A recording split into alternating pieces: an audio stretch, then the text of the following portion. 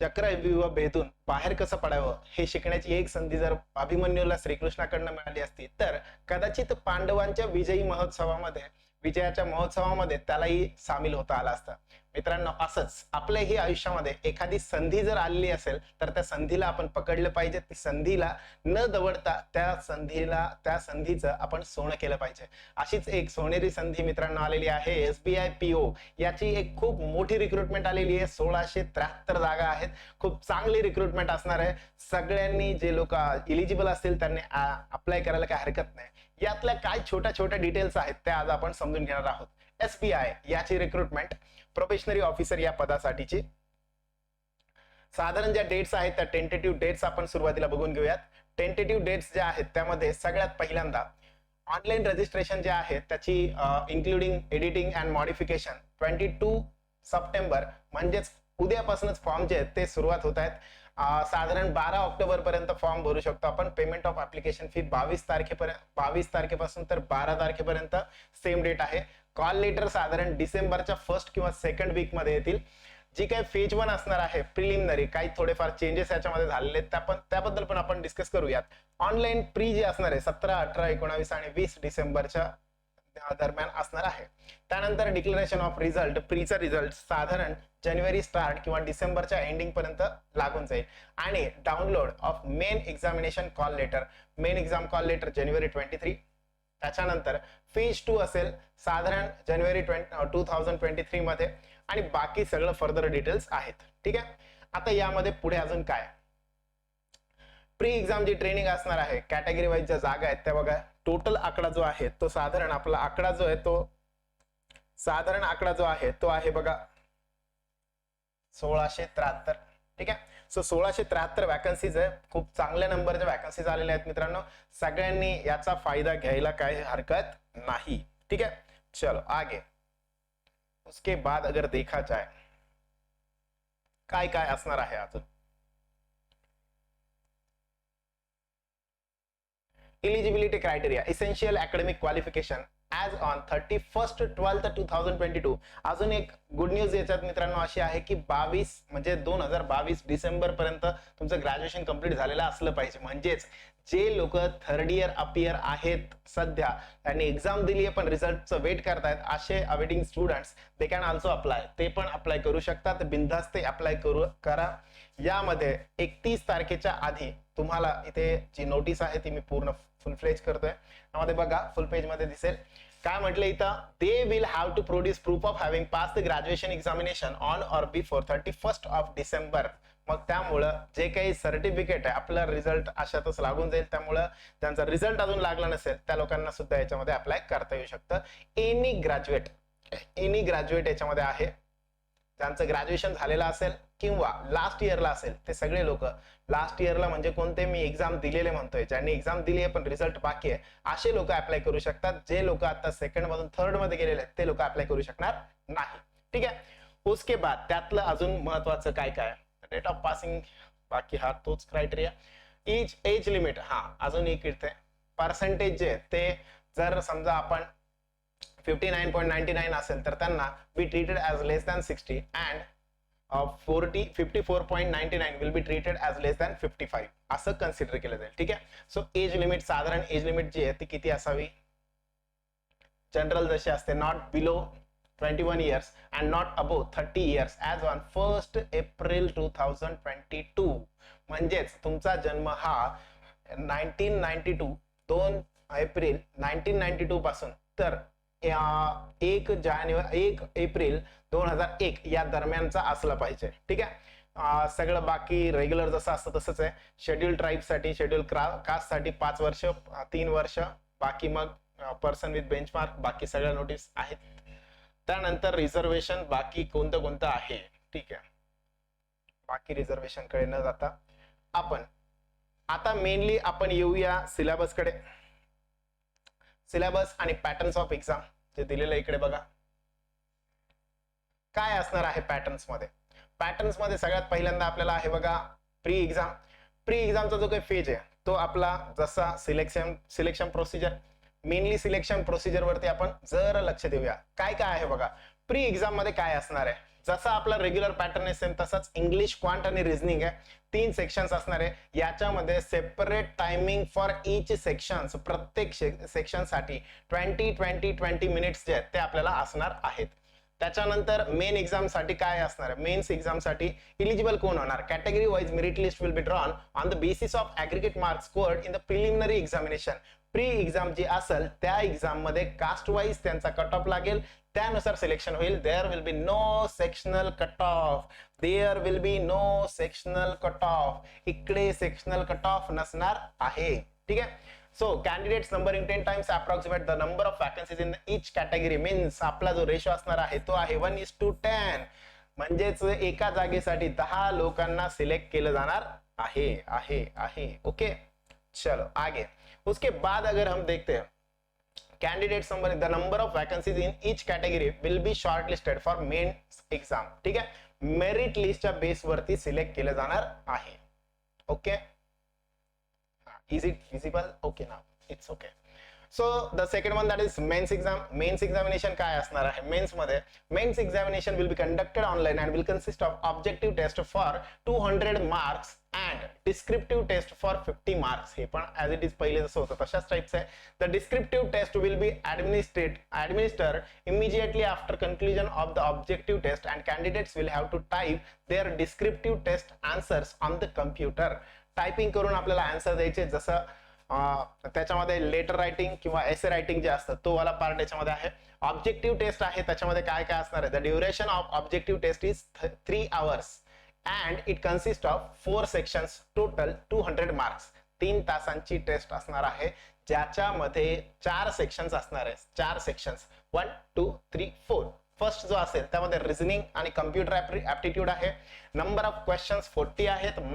Maximum marks जे असणार आहेत ते 50 मार्क्स असणार आहे. त्यानंतर डेटा अनालिसिस आणि इंटरप्रिटेशन असणार आहे, ज्याच्यामध्ये 30 क्वेश्चन्स असतील. Maximum marks 50. जनरल इकॉनॉमी आणि बँकिंग अवेअरनेस याच्याशी रिलेटेड आपल्याला 50 क्वेश्चन्स असणार आहे आणि मॅक्सिमम मार्क्स असणार आहे 60. त्यानंतर इंग्लिश लँग्वेजचे क्वेश्चन्स जे असणार आहेत ते साधारण 35 क्वेश्चन्स आणि मॅक्सिमम मार्क्स जे असतील ते असतील 40 मार्क्स. ड्युरेशन साधारण 50, 45, 45, 40 असं 3 तासांचं ड्युरेशन असणार आहे. डिस्क्रिप्टिव्ह पेपर काय असणार आहे, डिस्क्रिप्टिव्ह पेपर, या डिस्क्रिप्टिव्ह पेपर मध्ये इंग्लिश लँग्वेज, लेटर रायटिंग आणि एसे याचे आपल्याला क्वेश्चन्स असणार आहेत आणि 50 मार्क्स साठी ते असणार आहे. ओव्हरऑल जर बघितलं आपण तर 200 मार्क्सचा ऑब्जेक्टिव्ह पेपर आणि 50 मार्क्सचा डिस्क्रिप्टिव्ह असं साधारण 250 मार्क्सचे ते याच्यामध्ये असणार आहे. ठीक आहे. रॉंग आन्सर्सची पेनल्टी 1/4 जशी सगळीकडे असते तशीच सेम त्याच पद्धतीची. Sectional marks will not be maintain for both pre and mains. म्हणजेच आपल्याला सेक्शनल कट ऑफ याच्यामध्ये नाही, यामध्ये तुम्हाला जे तुमचे स्ट्रॉंग सेक्शन्स असतील त्याच्यावरती पण तुम्ही फोकस करून मिळवू शकता. ठीक है. उसके बाद ये 2 फेज होने के बाद phase 2 there will be no selection, sectional cut off, candidate numbering up to 3 times approx. म्हणजे आपला रेशो मेन्स एक्झाम मध्ये पण रेशो आहे तो किती आहे, 1:3. एका जागेसाठी 3 लोकांना इथे सिलेक्ट केलं जाणार आहे, महत्वाचा पॉइंट आहे. आणि यासोबतच phase 3 from the top of the category wise merit list subject to candidate scoring the minimum aggregate qualifying score as decided by the bank. आता फेज 3 एक आहे, त्यामध्ये एक्स्ट्रा सायकोमेट्रिक टेस्ट. काय आहे ही psychometric test? The bank may conduct psychometric test for personality profiling of those candidates who will be shortlisted for phase 3. Finding the test may be placed before the interview panel for having a thorough perspective असायला पाहिजे on the candidates. ठीक आहे. So जे काही candidate आहेत त्या कॅन्डिडेटचे perspective check करण्यासाठी ही पर्सनॅलिटीची psychometric taste असू शकते. सायकोमेट्रिक टेस्ट नेमकी काय असते मित्रांनो, याच्यामध्ये ओपिनियन विचारलेले असतात. व्हॉट डू यू फील, तुमचं बिहेवियर वाला जे अपिअरन्स आहे, तुम्ही नेमके कसे आहात, वागतात कसं, बोलतात कसं, तुमच्या आवडी निवडी, जेणेकरून तुम्ही जॉब मध्ये येत असताना तुमच्या ज्या काही गोष्टी असणार आहेत, सवयी असणार आहे, त्या एम्प्लॉई म्हणून काम करत असताना कितपत चांगल्या आहेत. सो याच्याशी रिलेटेड तुम्हाला अजून जास्त समजून घेण्यासाठी ही सायकोमेट्रिक टेस्ट असते. काही मुलांनी, काही विद्यार्थ्यांना माहिती असेल, ICICI बँक किंवा ऍक्सिस बँक किंवा बाकीच्या ज्या प्रायव्हेट बँक आहेत यांच्याकडे सुद्धा ही सायकोमेट्रिक टेस्ट पूर्वी घेतली जात होती. सेम तशाच पद्धतीची किंवा थोडंफार व्हॅरिएशन त्याच्यामध्ये असू शकतं, त्या पद्धतीची सायकोमेट्रिक टेस्ट इकडे असणार आहे. ठीक आहे. पण आणखी एक आहे इथे मे कंडक्ट. सो चान्सेस बनतात जास्तीत जास्त घेण्याचे. ठीक आहे.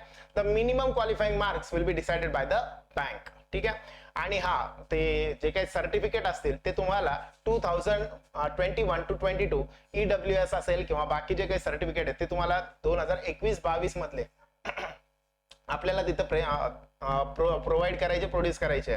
Final selection, the candidates will have to qualify both the phase 2 and 3 separately. Second phase पण तुम्हाला क्वालिफाय करायचा आहे आणि फेज 3 जो आहे ज्याच्यामध्ये आपण सायकोमेट्रिक म्हटलं तो वाला फेज सुद्धा आपल्याला काय करायचा आहे, क्वालिफाय करायचा आहे. 3 phase comprise of third phase, sorry हा राहिला. फेज 3 मध्ये पहिला आहे सायकोमेट्रिक टेस्ट आणि दुसरं आहे ग्रुप एक्सरसाइज. आणि त्याच्यानंतर ग्रुप एक्सरसाइज मध्ये 20 मार्क्स आणि इंटरव्ह्यू मध्ये 30 मार्क्स.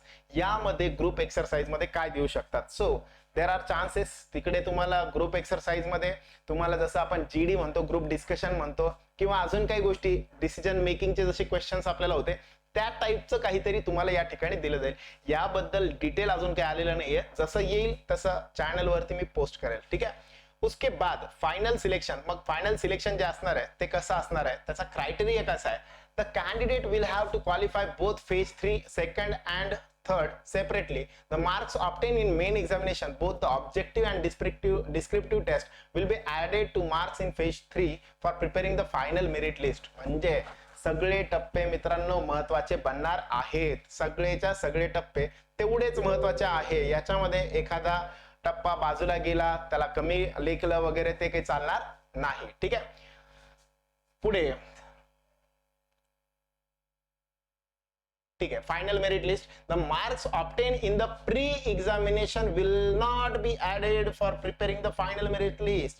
म्हणजे फायनल मेरिट लिस्ट जे असणार आहे, फायनल मेरिट लिस्ट साठी मित्रांनो तुमचा प्रीचा जो काही स्कोअर आहे तो कन्सिडर केला जाणार नाही. मेन्सचा, फेज 2 चा, फेज 3 चा इंडिव्हिज्युअल जो काही स्कोअर असणार आहे तो केला जाणार आहे. त्याचं पण स्ट्रक्चर त्यांनी देऊन ठेवलंय. काय काय आहे बघा त्यामध्ये.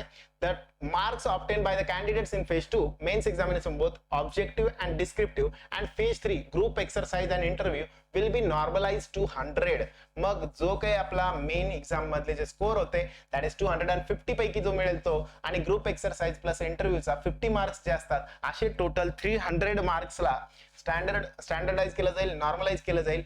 250 मार्क्सला 75 आणि 50 मार्क्सला 25 असं 100 मध्ये कन्सिडर केलं जाईल. या 100 पैकी तुमचा स्कोअर जो आहे तो कन्सिडर केला जाईल. whenever the final merit list will be disclosed. ती डिस्क्लोज करताना 100तून तुमचा स्कोअर जो आहे तो सांगितला जाणार आहे. रिझल्ट पब्लिकेशन प्री हे सगळं बँकेच्या वेबसाईट वरती असणार आहेत. एक्झामिनेशन सेंटर जसे आपले जुने सगळे सेंटर होते त्या सगळ्या सेंटर वरती हे घेतलं जाईल. ठीक आहे. आणखी एक गोष्ट महत्वाची, फॉर्म भरत असताना कॅटेगरीचे कोड दिलेले आहेत मित्रांनो. जे लोक कॅटेगरी मधून फॉर्म भरतायत त्यांनी कोड एकदम प्रॉपरली व्यवस्थित टाका.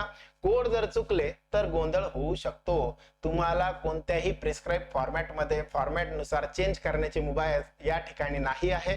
तुम्हाला जर अप्लाय करायचं असेल ज्या कॅटेगरी मधनं तुम्ही करताय त्याच कॅटेगरी मधनं तुम्हाला अप्लाय करता येईल. तुम्हाला नंतर वाटलं की फॉर्म मध्ये भरलंय नंतर चेंज करावं, चेंज करता येणार नाही.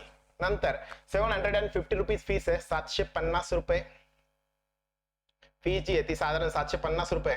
ठीक आहे. आणि जनरल, EWS आणि OBC साठी, आणि बाकी and nil for SC and ST and PWBD candidates, बाकी सगळ्यांना जे तर काय आहे SC ST आणि PWBD मध्ये जे आहेत त्या लोकांना फ्री फॉर्म भरता येणार आहे. नील महत्वाचे. चला, उसके बाद प्री एग्जाम ट्रेनिंग पण ऑर्गनाइज करू शकतात. Maximum permissible number of chances मित्रांनो. हा नंबर ऑफ चान्सेस कोणते कन्सिडर केले जातात. Pre exam will be not counted as a chance. Pre exam मधले चान्स कन्सिडर केले जात नाही. सर मग 5च वेळेस देऊ शकतो, 10च वेळेस देऊ शकतो, काहीही टेन्शन घ्यायचं नाही मित्रांनो. इथं बघा pre examination will not be counted as a chance. Pre मधला चान्स कन्सिडर केला जात नाही. तुमचा चान्स कोणता कन्सिडर केला जातो? फक्त आणि फक्त मेन्स एक्झाम मधला appearing in main exam will be counted as a chance. ठीक आहे. सो या पद्धतीने सर मग आता 4 वेळेस झाले, आता चुकलं तर अभ्यास नाही झाला, मग अप्लाय करू का नको करू? बिंदास्त अप्लाय करा मित्रांनो, अप्लाय करा. प्री एक्झाम जर तुम्ही क्रॅक करताय, मेन्स एक्झाम क्रॅक करताय, तरच तो चान्स तुमचा कन्सिडर केला जाणार आहे. ठीक आहे. हाऊ टू अप्लाय याचा मी पूर्ण एक व्हिडिओ, कसं रजिस्ट्रेशन करायचं, कसा फॉर्म भरायचं ते पूर्ण एका व्हिडिओमध्ये सांगून देईल. ठीक आहे. बाकी चेंजेस झालेल्या मध्ये एवढ्याच काही गोष्टी होत्या ज्या की महत्वाच्या वाटतायत. अजून काही वेगळं यामध्ये नाही वाटत. ठीक आहे. सो व्हॉट आय फील, कोणी कोणी अप्लाय करायला पाहिजे किंवा नाही करायला पाहिजे या रिलेटेड मला काय वाटतं, माझं ओपिनियन नेमकं काय आहे त्याबद्दल थोडक्यात सांगतो. मित्रांनो, बिंदास्त अप्लाय करा. अप्लाय करायला घाबरू नका. अप्लाय करा. अप्लाय केल्यानंतर अभ्यासाची तयारी कशी करावी? घरी सध्या आहात, एकटे म्हणजे घरी ज्यावेळेस तुम्ही अभ्यास करतायत, क्लास नाही लावलेला किंवा काही ऑप्शन नाही आहे, अशा केसमध्ये काही पुस्तकांची नावं मी सांगतो. बीएससी पब्लिकेशनचा एक क्वेश्चन पेपरचा सेट येतो प्रिव्हियस क्वेश्चनचा, तो तुम्ही प्रेफर करू शकता. सोबतच अड्डा 247 यांचं सुद्धा काही मटेरियल येतं, ज्याच्यामध्ये तुम्हाला पूर्ण प्रिव्हियस इयरचे काही क्वेश्चन्स जे आहेत त्याचा एक सेट मिळतो, तो सुद्धा तुम्ही प्रेफर करू शकता. तो रेफर करा. किंवा अजून काही टेस्ट वगैरे जे आहेत, टेक्स्टबुक नावाचं ऍप आहे, स्मार्ट किडा नावाचं ऍप आहे, हे काही फ्री टेस्ट सुद्धा याच्यामध्ये मिळतात आणि त्या तुम्ही टेस्ट द्या. टेस्ट देऊन तुम्ही स्वतःला अनालाइज करा. जर ते करून पण तुम्हाला काही होत नाहीये तर यासाठी आपल्या काही बॅचेस आहे.